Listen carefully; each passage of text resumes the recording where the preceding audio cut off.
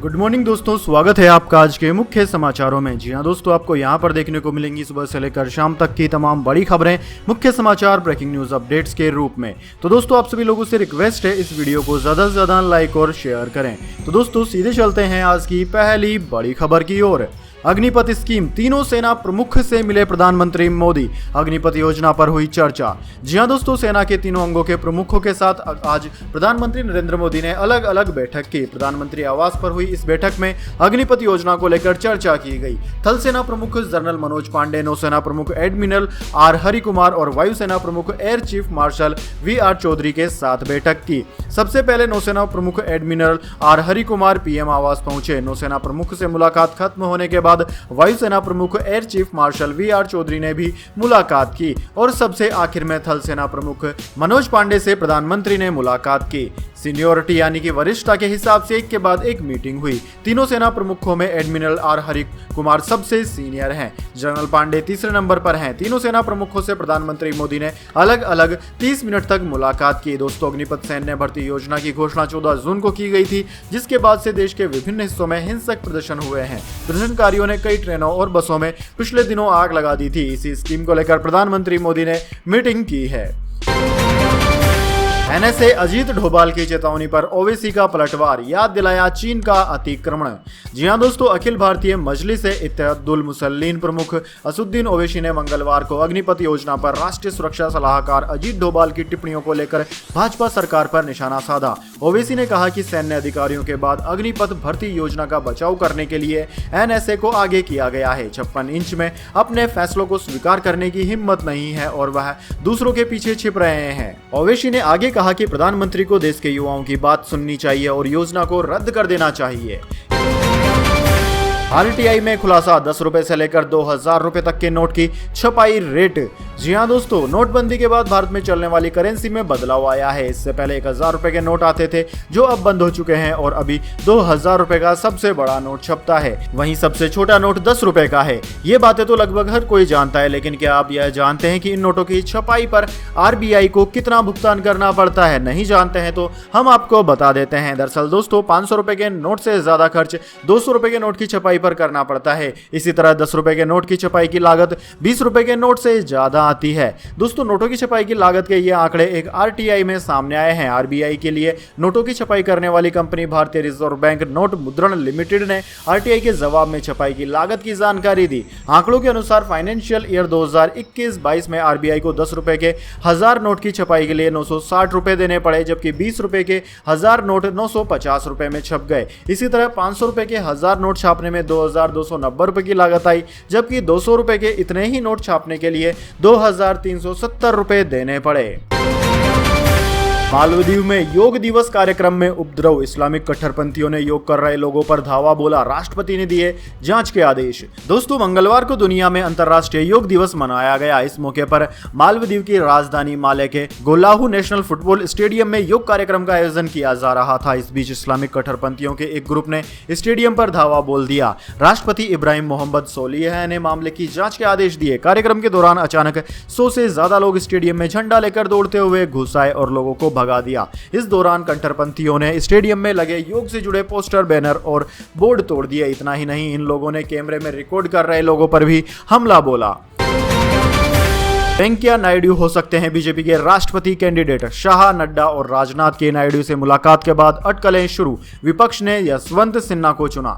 जी हां दोस्तों, देश के अगले राष्ट्रपति पद के लिए जहां विपक्ष ने यशवंत सिन्हा को उम्मीदवार बनाया है, तो अब सबकी नजरें एनडीए के कैंडिडेट पर है। इसके लिए मंगलवार शाम को भाजपा संसदीय दल की मीटिंग हो रही है। इससे पहले गृह मंत्री अमित शाह, रक्षा मंत्री राजनाथ सिंह और भाजपा अध्यक्ष जेपी नड्डा ने उपराष्ट्रपति वेंकैया नायडू से मुलाकात की। इसके बाद अटकलें शुरू हो गई कि नायडू ही एनडीए की तरफ से राष्ट्रपति पद के कैंडिडेट हो सकते हैं। हालांकि अब तक एनडीए और भाजपा के किसी नेता ने इस मुलाकात पर टिप्पणी नहीं की है। इधर दोस्तों, विपक्ष ने पूर्व केंद्रीय मंत्री और तृणमूल कांग्रेस के नेता यशवंत सिन्हा को राष्ट्रपति पद का उम्मीदवार तय किया। इसके बाद सिन्हा ने तृणमूल कांग्रेस से इस्तीफा दे दिया। पंजाब के मुख्यमंत्री भगवंत मान ने पंजाब के लोगों को दिया खास तोहफा, अब नहीं लगाने पड़ेंगे चंडीगढ़ के चक्कर। जी हां दोस्तों, पंजाब के मुख्यमंत्री का दफ्तर अब धुरी में भी खोला जाएगा। सीएम भगवंत मान ने कहा कि चंडीगढ़ के अलावा धुरी में भी मुख्यमंत्री का दफ्तर खोला जाएगा, जिसमें विभिन्न विभागों के अधिकारियों के साथ उनके परिवार का एक सदस्य बैठेगा। अब आमजन को कामकाज के लिए चंडीगढ़ के चक्कर नहीं लगाने पड़ेंगे। सोमवार को मान धुरी में उद्योगपतियों के साथ बैठक करते समय कह रहे थे कि उन्होंने उद्योगपतियों को चंडीगढ़ आने का निमंत्रण दिया और कहा कि उन्हें दर्शक गैलरी में बिठाकर विधानसभा का सेशन दिखाया जाएगा। मान ने माना कि अभी पंजाब में भ्रष्टाचार खत्म नहीं हुआ है, परंतु लीकेज बंद होनी शुरू हो गई है। पाकिस्तान की एक चूक ने किया सऊदी अरब को नाराज, 20 अरब डॉलर से हाथ धो बैठा। जी हां दोस्तों, सऊदी अरब के क्राउन प्रिंस ने 2019 में पाकिस्तान के दौरे के समय 20 अरब डॉलर के निवेश का ऐलान किया था। हालांकि पाकिस्तान इस निवेश को लाने में कामयाब नहीं हो पाया। अब पाकिस्तान की तत्कालीन इमरान खान सरकार में मंत्री रह चुके अर्थशास्त्री ने इस निवेश को लेकर एक खुलासा किया है। 2019 में इमरान खान सरकार में कैबिनेट मंत्री रह चुके हारून शरीफ ने दावा किया कि सऊदी अरब के क्राउन प्रिंस मोहम्मद बिन सलमान ने एक शर्त के साथ पाकिस्तान में 20 अरब डॉलर के निवेश का वादा किया था। पाकिस्तान सरकार में बोर्ड ऑफ इन्वेस्टमेंट के चेयरमैन रहे हारून ने कहा कि क्राउन प्रिंस की शर्त यह थी कि इस निवेश में राजनीतिक और नौकरशाही वर्ग का दखल नहीं होना चाहिए। हारून शरीफ ने दावा किया कि 2019 की बैठक के दौरान क्राउन प्रिंस ने कहा था कि सऊदी अरब पाकिस्तान में 20 अरब डॉलर का निवेश करने को लेकर प्रतिबद्ध है, लेकिन अगर इस निवेश में राजनीति और नौकरशाही का दखल होगा तो निवेश नहीं हो पाएगा। हारून ने यह बयान सोमवार को इस्लामाबाद पॉलिसी रिसर्च इंस्टीट्यूट की ओर से आयोजित ग्रैंड नेशनल डायलॉग के दौरान दिया। इंटरनेशनल योगा डे, तो दिल्ली के स्कूलों में शुरू होगी योग क्लासेस, सीएम अरविंद केजरीवाल ने जताई यह इच्छा। जी हां दोस्तों, दिल्ली के मुख्यमंत्री अरविंद केजरीवाल ने अंतर्राष्ट्रीय योग दिवस पर दिल्ली वासियों के साथ योग अभ्यास करने के लिए दिल्ली योगशाला में शिरकत की। सीएम केजरीवाल ने कहा कि दिल्ली स्वस्थ होनी चाहिए, दिल्ली का हर व्यक्ति स्वस्थ होना चाहिए। अब हमारा मकसद है कि हर घर का हर व्यक्ति सुबह उठकर योग करे। सबसे महत्वपूर्ण है कि बच्चों को बचपन से योग सिखाया जाए। उन्होंने दिल्ली के शिक्षा मंत्री मनीष सिसोदिया से भी निवेदन किया कि अगर स्कूल में योग शुरू किया जा सके तो शुरू कीजिए। सीएम अरविंद केजरीवाल ने योग के अनुभवों को साझा करते हुए कहा कि मैंने 8वीं कक्षा में योग सीखा था। जब गर्मी की छुट्टियां हुई तो हमारे घर के पास एक योगाश्रम था। 2 महीने की छुट्टियां थी। हमारी कॉलोनी के कुछ बच्चों ने योगाश्रम में दाखिला ले लिया। मैं भी उनके साथ चला जाया करता था। उस समय मैंने सारी क्रियाएं सीखी थी। खुशखबरी, अब केवल 19 रुपए में हर महीने एक्टिव रहेगा सिम कार्ड। इस टेलीकॉम कंपनी ने लॉन्च कर दिया नया प्लान। जी हां दोस्तों, पिछले साल टेलीकॉम कंपनियों ने प्लान्स को महंगा कर दिया था। इसके बाद सिम को भी एक्टिव रखना भी महंगा हो गया था, लेकिन दोस्तों अब केवल 19 रुपए के प्रति महीने के रिचार्ज पर मोबाइल नंबर को एक्टिव रखा जा सकता है। इसको लेकर BSNL ने एक 19 रुपए का प्लान लॉन्च किया है। इस प्लान से 30 दिन तक सिम को एक्टिव रखा जा सकता है, जबकि जियो, एयरटेल और वोडाफोन का सिम एक्टिव रखने वाले सबसे सस्ते प्लान 50 रुपए से लेकर 120 रुपए तक के हैं। हालांकि ये प्लान 4G नेटवर्क कनेक्टिविटी के साथ आते हैं, जबकि BSNL 3G कनेक्टिविटी ऑफर करता है। रिपोर्ट्स के अनुसार BSNL का 4G नेटवर्क 15 अगस्त को भारत में लॉन्च किया जाएगा, लेकिन अगर आपको केवल नंबर एक्टिव रखना है तो 19 रुपए का रिचार्ज प्लान बेस्ट है। 5 स्टार होटल से खाना, मॉडल्स से मुलाकात, ईडी ने कोर्ट को बताई सुकेश चंद्रशेखर की करतूतें। जी हां दोस्तों, कई हाई प्रोफाइल लोगों से ठगी का आरोपी सुकेश चंद्रशेखर का तिहाड़ के अलावा दूसरी जेल ट्रांसफर करने की मांग पर का ईडी ने विरोध किया। ईडी की ओर से सॉलिसिटर जनरल तुषार मेहता ने कहा कि तिहाड़ जेल में सुकेश की जान को खतरा होने की उसकी दलील बेमानी है। हकीकत तो यह है कि जेल में उससे मिलने के लिए मॉडल आया करती थी। उन मॉडल से मिलने के लिए उसने जेल अधिकारियों को घूस भी दी। अब उन जेल अधिकारियों के खिलाफ कार्रवाई की गई। ईडी का कहना है कि जेल में सुकेश चंद्रशेखर के रसूख का अंदाजा इस बात से लगाया जा सकता है कि वो जेल में पार्टी किया करता था। 5 स्टार होटल से उसका खाना आया करता था। दरअसल दोस्तों, सुकेश चंद्रशेखर ने तिहाड़ जेल में अपनी जान को खतरा बताते हुए दूसरी जेल में ट्रांसफर करने की मांग की है। इससे पहले जस्टिस SS बोपन्ना और जस्टिस विक्रमनाथ की अवकाशकालीन बेंच ने सुकेश से दूसरी जेल में ट्रांसफर को सही मानते हुए सरकार से इस बारे में सुझाव देने को कहा था। इसके बाद ईडी की ओर से अर्जी दायर कर उसका पक्ष भी सुने जाने की मांग की गई। इसके बाद दोस्तों जाने अगली बड़ी खबर, लेकिन उससे पहले मेरी आपसे एक छोटी सी रिक्वेस्ट है। अगर दोस्तों आपको अभी तक हमारी न्यूज पसंद आई है तो इसे एक छोटा सा लाइक जरूर दे दीजिए, और अगर आपको पसंद नहीं आई है तो बेशक आप डिसलाइक भी कर सकते हैं, लेकिन दोस्तों लाइक और डिसलाइक जरूर कीजिए, क्योंकि दोस्तों यही हमारी मेहनत का फल होता है और इसी से हमें पता चलता है कि आपको हमारी वीडियोस पसंद आ रही है या नहीं। तो चलिए दोस्तों जान लेते हैं अगली बड़ी खबर। इंडियन बैंक में गर्भवती महिलाओं के भर्ती नियम को लेकर DCW सख्त, आरबीआई गवर्नर को भी लिखा पत्र। जी हां दोस्तों, इंडियन बैंक ने 3 महीने से अधिक की गर्भवती महिला को ड्यूटी के लिए अस्थायी तौर पर अयोग्य बताया है। इससे पहले SBI ने भी इस तरह का निर्देश जारी किया था जो 3 या अधिक महीने की गर्भवती महिला को सेवा में शामिल होने से रोकता है। अब इस मामले में दिल्ली महिला आयोग ने इंडियन बैंक को एक नोटिस जारी कर अपने भर्ती दिशा निर्देशों को वापस लेने की मांग की है। इसके साथ ही दिल्ली महिला आयोग ने भारतीय रिजर्व बैंक के गवर्नर को भी पत्र लिखकर इस मामले में हस्तक्षेप करने को कहा है। दोस्तों, दिल्ली महिला आयोग की अध्यक्ष स्वाति मालीवाल ने इंडियन बैंक को नोटिस भेजकर गर्भवती महिलाओं की भर्ती के लिए जारी नए दिशा निर्देशों को वापस लेने की मांग की है। रूसी पत्रकार ने अपना नोबेल पदक किया नीलाम। दोस्तों, रूस और यूक्रेन के बीच जंग 4 महीने बाद भी जारी है। यूक्रेन में भारी तबाही के बीच बड़ी संख्या में लोगों का पलायन भी हुआ है। यूक्रेन में युद्ध से बच्चे भी काफी प्रभावित हुए हैं। इसी बीच रूस के पत्रकार दिमित्र मुरातोव ने शांति के लिए मिले अपने नोबेल पुरस्कार की सोमवार रात नीलामी कर दी। रूसी पत्रकार दिमित्र मुरातोव नोबेल पुरस्कार की नीलामी से मिलने वाली धनराशि यूक्रेन में युद्ध से विस्थापित हुए बच्चों की मदद के लिए दान करेंगे। वो इस राशि को सीधे यूनिसेफ को ट्रांसफर करेंगे ताकि बच्चों की मदद की जा सके। रूस और यूक्रेन में जारी युद्ध के बीच रूसी पत्रकार और स्वतंत्र समाचार पत्र नोयावा गजेटा के प्रधान संस्थापक रहे दिमित्र मुरातोव ने सोमवार को यूक्रेन में युद्ध से विस्थापित बच्चों को लाभान्वित करने के लिए अपने शांति नोबेल पुरस्कार के स्वर्ण पदक को $103.5 मिलियन में नीलाम कर दिया। बॉक्स ऑफिस कमाई के मामले में विक्रम ने उड़ाए सभी के होश, पहुंची 400 करोड़ के करीब। जी हां दोस्तों, सुपरस्टार कमल हसन की विक्रम बॉक्स ऑफिस पर धमाल मचा रही है। फिल्म की कमाई लगातार फैंस के होश उड़ाने का काम कर रही है। कमल हसन के इतने लंबे फिल्मी करियर में विक्रम सबसे ज्यादा कमाई करने वाली फिल्म बन गई है। दोस्तों, रिलीज के बाद से ही लगातार धुआंधार कलेक्शन करने वाली यह फिल्म जल्द ही 400 करोड़ के क्लब में एंट्री लेने को तैयार है। लोकेश कनकराज द्वारा निर्देशित कमल हसन स्टारर विक्रम सिर्फ भारत ही नहीं बल्कि दुनिया भर में बॉक्स ऑफिस पर शानदार प्रदर्शन कर रही है। रिलीज के तीसरे वीकेंड खत्म होने तक विक्रम ने दुनिया भर में 350 करोड़ रुपए की कमाई कर ली। घरेलू बॉक्स ऑफिस पर विक्रम की कमाई की बात करें तो पिछले कुछ दिनों से फिल्म की कमाई में तेजी देखने को मिली है।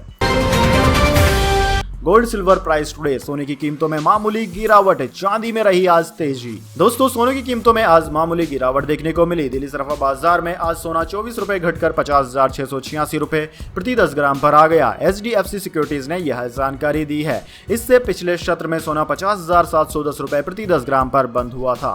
वहीं दोस्तों, दूसरी ओर चांदी की बात की जाए तो चांदी की कीमत 13 रुपए की तेजी के साथ 60,609 रुपए प्रति किलोग्राम पर पहुंच गई, जो कि एक दिन पहले 60,596 रुपए प्रति किलोग्राम थी। दोस्तों, अंतर्राष्ट्रीय बाजार की बात की जाए तो अंतर्राष्ट्रीय बाजार में सोना $1837 प्रति औंस जबकि चांदी $21.66 प्रति औंस पर स्थिर रही।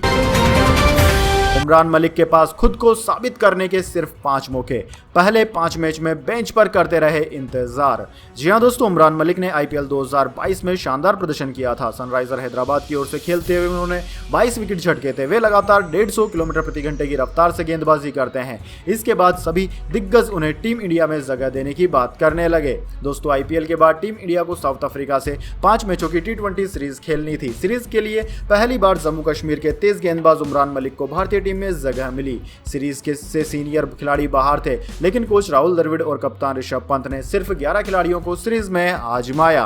अब भारतीय टीम को 26 और 28 जून को आयरलैंड के खिलाफ 2 मैचों की T20 सीरीज खेलनी है। सीरीज के लिए हार्दिक पांड्या को कप्तान बनाया गया है। टीम में उमरान मलिक को एक बार फिर जगह मिली है। IPL के दौरान उमरान ने अपनी बाउंसर गेंदों से पांड्या को काफी परेशान किया था। दोस्तों, 22 साल के उमरान मलिक को आयरलैंड के खिलाफ मौका मिल सकता है। वहां की पिच तेज गेंदबाजों के अनुकूल मानी जाती है। इसके अलावा कई रिपोर्ट्स के अनुसार इस टीम को 7 से 10 जुलाई के बीच इंग्लैंड के खिलाफ भी 3 मैचों की T20 सीरीज खेलने का मौका मिलेगा। इसके बाद दोस्तों, अगली बड़ी खबर, स्टॉक मार्केट बढ़िया रिबाउंड के साथ बाजार बंद। 900 अंक कुचला सेंसेक्स, 15,600 के पार पहुंचा निफ्टी।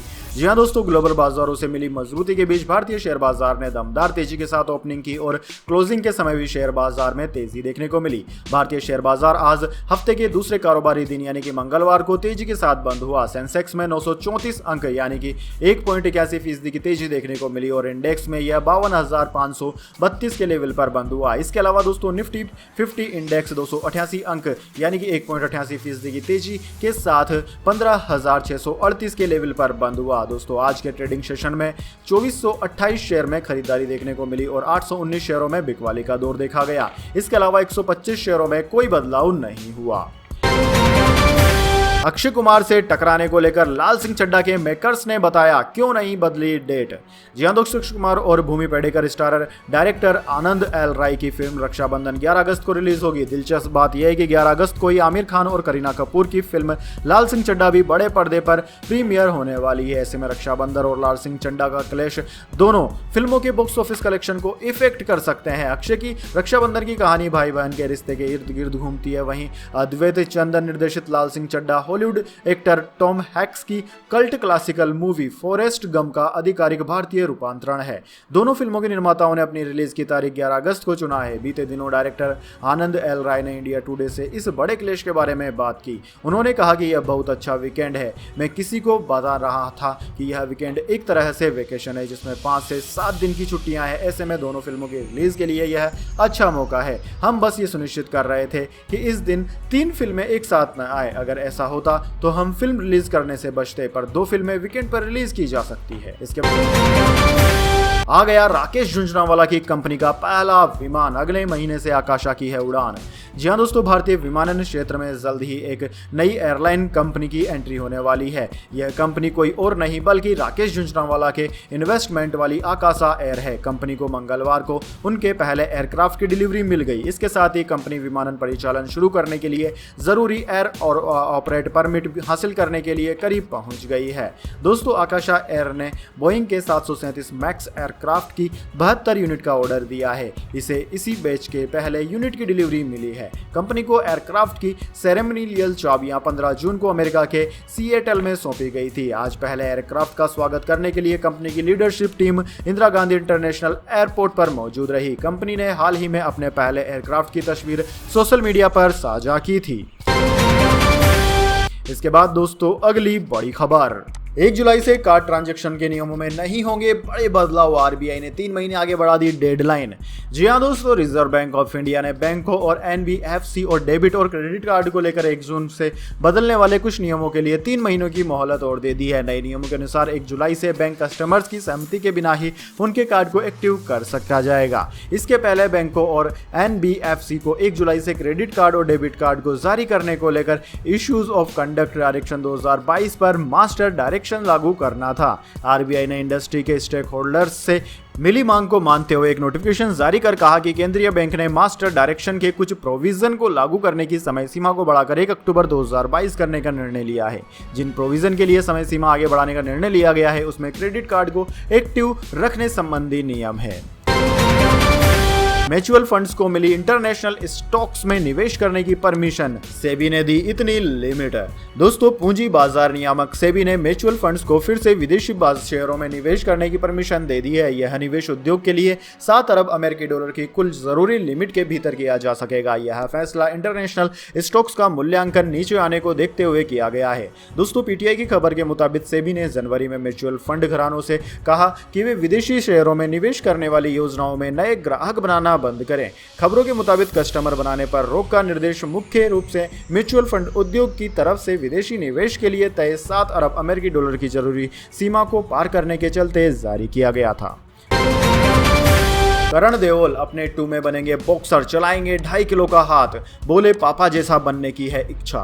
जी हां दोस्तों, सनी देओल के बेटे करण देओल अपनी अगली फिल्म में बॉक्सिंग के रिंग में नजर आएंगे। करण अपने 2 में बॉक्सर का किरदार निभाते नजर आ रहे हैं। दोस्तों, इस तरह उन्हें एक्शन अंदाज में देखा जा सकेगा। वहीं दोस्तों, करण देओल ने हाल ही में मीडिया से बातचीत में बताया कि वह अपने पिता को ही अपना रोल मॉडल मानते हैं। पल पल दिल के पास से बॉलीवुड में डेब्यू करने वाले करण की पहली फिल्म उतनी अच्छी नहीं चली, लेकिन उन्होंने वेले के साथ फिर से वापसी की जो कुछ महीने पहले सिनेमाघरों में रिलीज हुई थी। अपनी गलतियों से सीखते हुए और हर एक दिन सुधार करते हुए अभिनेता करण देओल अपने पिता सनी देओल को आदर्श मानते हैं और उनसे अपने जिंदगी की प्रेरणा लेते हैं। तो दोस्तों, यह थी आज की तमाम बड़ी खबरें। इसके बाद दोस्तों बारी आती है आज के माइंड क्यूज क्वेश्चन की। जी हां दोस्तों, एक आसान से सवाल का जवाब देकर आप जीत सकते हैं एक अमेजिंग सरप्राइज गिफ्ट हमारे यूट्यूब चैनल की ओर से। तो दोस्तों, आज का सवाल आपकी स्क्रीन पर आ चुका है।